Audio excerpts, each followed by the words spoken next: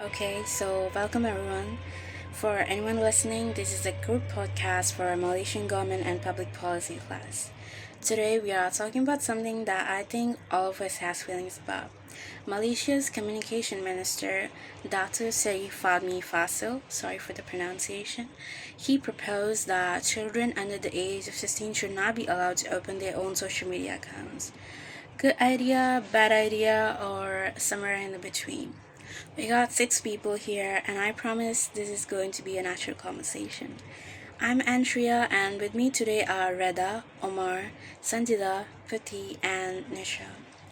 Guys, say hi. Hi. Hello. Alright, let's get into it, shall we? Reda, I'm starting with you. I'm ready when you are. The stage is yours. Okay, so I'm going to be honest. I don't fully agree with the ban.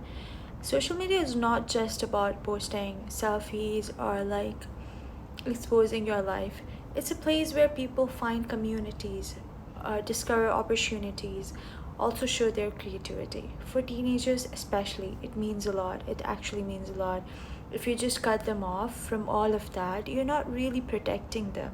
You're just making them feel left out. And honestly, they will find a way around, like the ban anyway. So instead of restricting them, I think we should focus on teaching them how to use the social media in the right way. That's more useful in the long run. That's a fair point, actually. Like, the ban doesn't really go away, it just delays things. I hear what Rada's saying, but I think I land a bit differently. Kids under 16 are still young. They haven't really developed the ability to filter out what's harmful yet. Like, you see something negative online at that age, it just sticks. It shapes how you think and how you behave before you even realize it's happening. So I do think some kind of restriction makes sense. Social media can be useful. I'm not saying it's all bad. It's good for learning and keep in touch with people. But without proper guidance, it can be more harm than good for younger kids. Yeah, and I think what makes it worse is it's not just random harmful content. Some of it is actually targeted. Like, there are real people out there with bad intentions on these platforms. Which is actually why I support the restriction. And I know that might sound like I'm being controlling, but hear me out. The internet is generally not a safe place for kids who don't have guidance yet. And social media, especially, there's predatory behavior. There's content that's not appropriate, and there's this pressure of having a public facing account at an age where you're still figuring out who you are. There's a lot to handle. And the addiction side is real too. Social media is designed to keep you on for it. For a 14 years old that doesn't have the tools to regulate that yet, it can really take off with their life. And they end up spending less time with real people, less time being kids, more time chasing the validation online. And cyberbullying at that age is not something you just get over easily. It can leave lasting damage, form into real trauma also. So yeah, I think it's a good precautionary measure. Protect them first. I mean, the predatory behavior point is hard to argue with. That one's serious. Right, and I think where we probably all agree that the ban alone isn't enough. It needs education, parents being involved, the conversation happening at home. The policy is a start, but it's not the whole answer. Sanjida, you've been thinking about this from the mental health side, right? So, yeah, exactly. And I think that's what people sometimes miss the real conversation.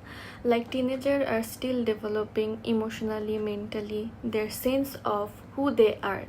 So on social media puts a lot of pressure on that. Like, you are constantly seeing other people highlight reels, comparing yourself, worrying about like and comments.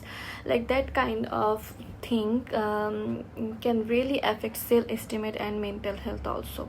So, and then there is cyberbullying and inappropriate content on top of that. So the restriction sends to me. But I want to be clear, I think the real solution is parental supervision and proper digital education. A ban on its own doesn't actually prepare them for anything. Yeah, that's true. Like the ban leaves at 16, and then what? Nobody taught them how to handle it. In my opinion, that's kind of my concern too. I do support the restriction though. I think at the age, a lot of kids genuinely don't know what risks are out here.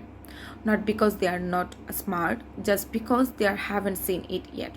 Cyberbullying scam people online who don't have good intention. These aren't things you just automatically know how to deal with at 13 or 14.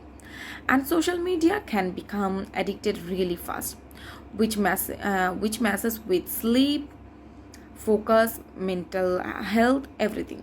So I see this rule as protection, not punishment. But parents still have to play a role. You can't just say no social media and leave it at that. You have to actually explain and help your kids understand safe internet. Yeah, because the rule without the conversation at home doesn't really work. Nashal, what do you think? For Nisha, I think he honestly sees both sides here. The risks are real: cyberbullying, harmful content, addiction, and younger kids are more vulnerable to those things. So the protection makes sense.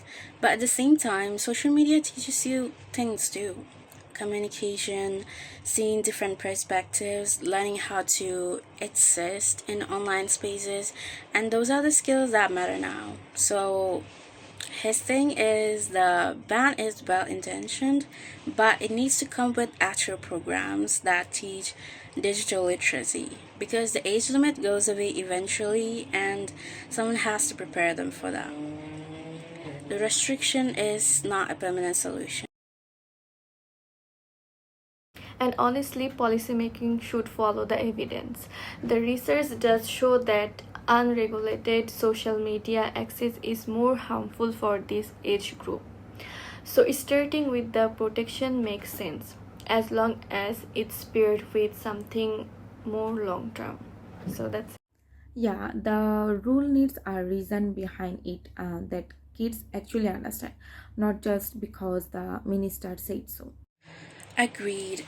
Prepare them for when the restriction lifts, not just protect them while it's there. Both things can be true. The restriction is reasonable, and we need a better digital education. It's not either or. I still think education should come first.